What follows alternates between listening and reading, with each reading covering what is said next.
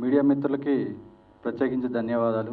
నేను first time మాట్లాడటం, ఏదైనా తప్పులుంటే క్షమించండి.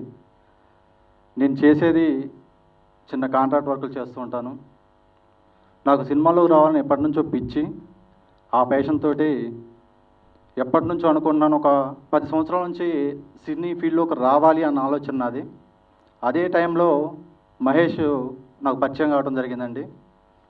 ఆ పరిచయం కాత ఇద్దరు ఫ్రెండ్స్ అయ్యాము.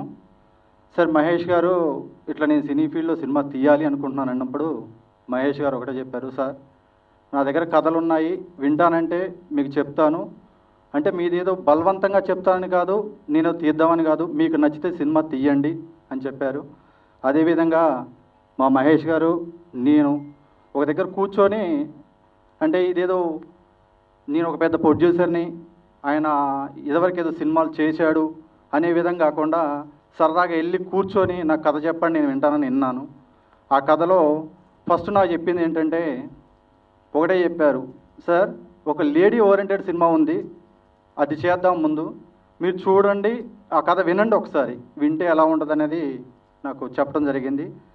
సరే నాకు కూడా అనిపించింది ఏంటంటే ఫస్ట్గా లేడీ ఓరియంటెడ్ అన్నారు కాబట్టి ఆడవాళ్ళతో మన కన్న తల్లి ఎంత ప్రేమ చూపిస్తుందో ఆడవాళ్ళతో వెళ్తే సినీ ఫీల్డ్ కూడా అంత మంచిగా చూపిస్తే, ఆ ప్రేమ చూపిస్తే అన్న ఉద్దేశంతో ఓకే చెప్పాను. ఒక ఫస్ట్ నాకు చెప్పింది ఏంటంటే మహేష్ గారు ఒక రిలీక్ చెప్పారు. రిలీక్ అది ఏంటంటే, సార్ ఈ సాంగు వినండి, ఫస్ట్ సాంగ్ చెప్తాను, ఆ తర్వాత మీకు స్టోరీ చెప్తానే నీనట నారాయణ సాంగ్ నాకు చెప్పారు. సార్ ఆ సాంగ్ అంతా వినిపించడం జరిగింది. విన్న తర్వాత నాకు ఒకటే అనిపించింది, ఖచ్చితంగా సాంగ్ ఎంత బాగుంది, స్టోరీ వింటే ఎలా ఉంటుంది అనే ఉద్దేశంతో సార్ చెప్పండి స్టోరీ అని ఇద్దరు కూర్చొని నా స్టోరీ చెప్పడం జరిగింది. ఆ స్టోరీ విన్న తర్వాత నాకు ఒకటే అనిపించింది, సార్ ఈ సినిమాని మనం చెయ్యాలి ఎలాగైనా అనే ఉద్దేశంతో ఆయన చెప్పడం జరిగింది. ఆ స్టోరీ లేడీ ఓరియంటెడ్ సినిమా అన్నాక ఒక ఎన్నో యుగాలను చూసుకుంటూ వస్తున్నారు, సినిమాలు వస్తూనే ఉన్నాయి. కానీ ఈ తరానికి తగ్గట్టుగా ఆడవాళ్ళని ఎలా చూడాలి, మగవాళ్ళు ఆడవాళ్ళు కలిపి చూసే చిత్రంగా ఇది మా మహేష్ గారు తీశారు. దానికి ఆయన కష్టం ఓపడుతుంది ఈ సినిమాలో. అంటే నేను ఏదో డబ్బు పెట్టానని చెప్పట్లేదండి, మీరు ఒకసారి థియేటర్లో చూస్తే తెలిసిద్ది. అదేవిధంగా మీకు ఒక విషయం చెప్తున్నానండి, ఈ విషయంలో మా ఇద్దరు హీరోయిన్లు పనిచేశారు. అది తెలుగు వాళ్ళు కావడం నాకు చాలా ఆనందంగా ఉంది. అది ముఖ్యంగా తెలుగు హీరోయిన్లు ఇద్దరిని పరిచయం చేయడం నాకు ఆనందంగా ఉంది. వాళ్ళు చేశారు, చాలా సినిమాలు చేశారు, కానీ నా సినిమాకి ఫస్ట్ టైం ఇద్దరు తెలుగు వాళ్ళని పెట్టుకోవడం నాకు చాలా సంతోషాన్ని అనిపించిందండి. ఈ విషయానికి మా డైరెక్టర్ ప్రతి విషయానికి మా డైరెక్టర్గా చూసుకోవటం నాకు అంత బర్డెన్ అనిపించలేదు ఫస్ట్ టైం.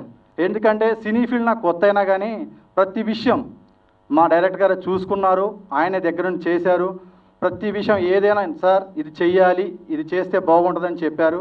నాకు తెలియని విషయాలు కూడా చెప్పడం చాలా గొప్ప అనిపించింది.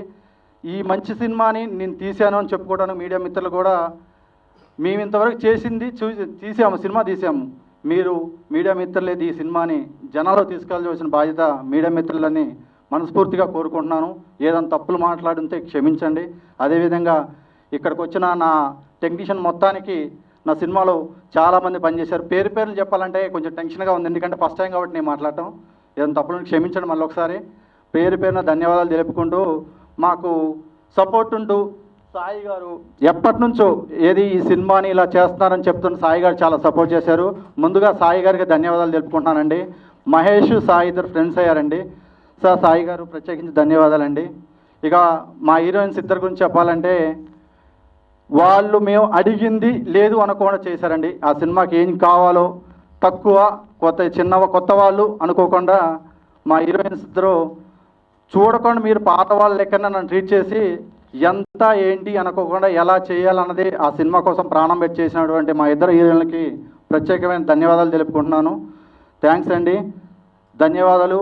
ఒకవేళ ఏమైనా తప్పుంటే మళ్ళీ క్షమించండి, నాకు ఇంతకాడికి ఎక్కువ మాట్లాడటం రాదు, ఏదన్నా ఉంటే క్షమించండి.